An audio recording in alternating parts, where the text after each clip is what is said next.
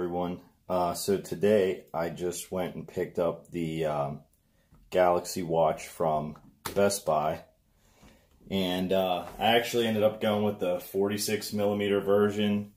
I wanted to try it whenever I went to the store and I was waiting to be waited on. I saw the Gear S3 Frontier, which was also 46mm, and it just kind of seemed like the right size to me.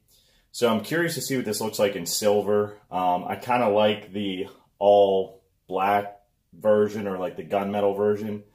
But I think I might like the silver too. But for you guys that are watching, I'm actually recording this on the new Galaxy Note 9 as well.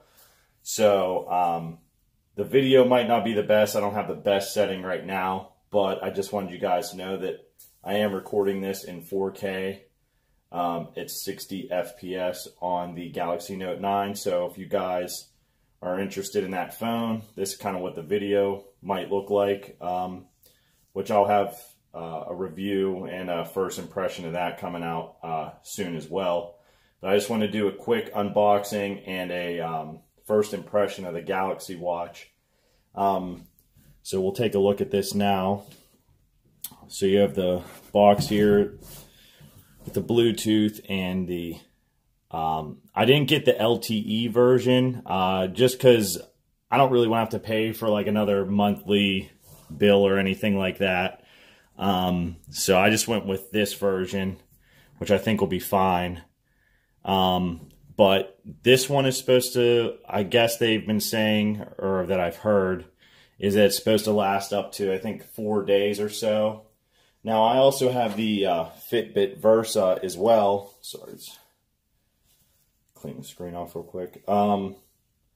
Which has been okay, but I actually had the Google Pixel 2 XL, and I had some major like Bluetooth connectivity issues for a while, and there were a lot of forums where people said that you know, it wasn't working for them either. Seems like some of the issues have been resolved, but still just working a little wonky. So now that I have the Note 9, I figured, you know, I'm kind of going to try Samsung out again and go with the Galaxy Watch. So sorry if I'm rambling on a little bit, but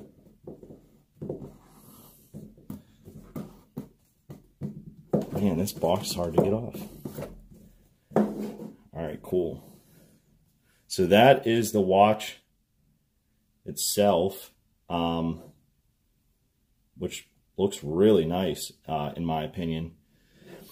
And now that I'm looking at it, like, it is silver, but it's got this like kind of gunmetal-y ring, which is very similar to the Frontier I had previously mentioned, except this color was kind of all over the place. But it's kind of like a brushed silver almost. If you can kind of see that. So it actually doesn't look too bad. I'm not like a huge fan of like super silvery looking phones. Just watches, just because like I plan on using this for fitness and stuff too. Like, okay, so I guess this is kind of more silvery, but this area is more brushed. But yeah, I plan on using this for like being active, doing that kind of stuff. So like, I feel like having a super silvery watch just kind of looks too fancy for doing that kind of stuff. So I'm going to put the watch down for now and let's see what else we get here in the box.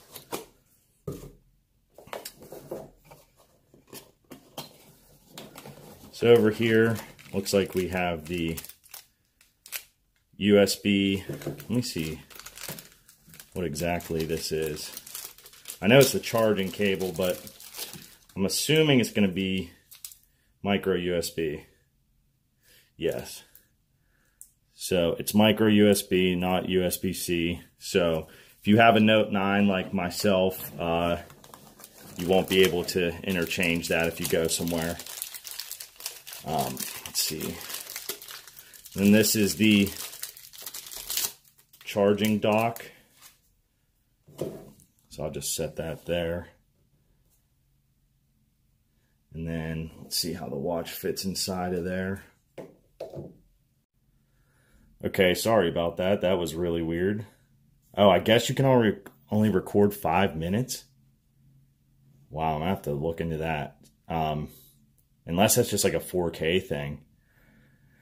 All right, well anyways, so yeah, this is the watch just sitting inside the dock. And then that's kind of cool. It's like magnetic. See, so you can kind of pull this up. So that's kind of nice. And then if you look here, apparently like you can get calls, I want to say, out. If it forwards your calls or something, I think you can use this. I might be wrong. That might only be on the LTE version, which probably is. But yeah, it does have a little speaker here.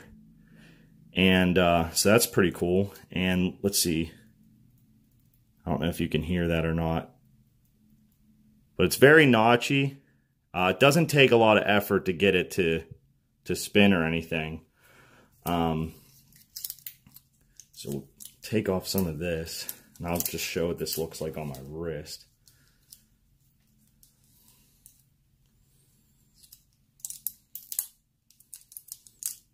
The band is pretty soft. I think I've heard from the last, I think the frontier of the last generation or whatever, the S3 was, they said the strap was, I guess, a little rough. So that's what the watch looks like on me. It's a little bulky, not super crazy, but yeah, it's definitely got a little bit of size to it, which is pretty cool. The band's super comfortable. It's like a soft rubber texture to it, but I don't think the strap would bother anyone at all. Sorry about my super hairy arms. So let's just take this last box out of here, see what we got going on over here. So I guess that's your power brick. And then they just included another strap, I guess, for if you need another size. And then we just got the quick start guide. So I actually have the Fitbit here as well. So let me put that on next to this, and we'll see what the size comparison is. Just in case you were looking to maybe get a Versa and you weren't sure. So that's the size difference between the two on my wrist. Now the Versa's up a lot higher than I'd wear that. Let me see if I can move this back a little bit. Man, my arm is super hairy, sorry. But yeah, I mean, the Versa's definitely got like more of the square look. And then the Galaxy watch is obviously more round.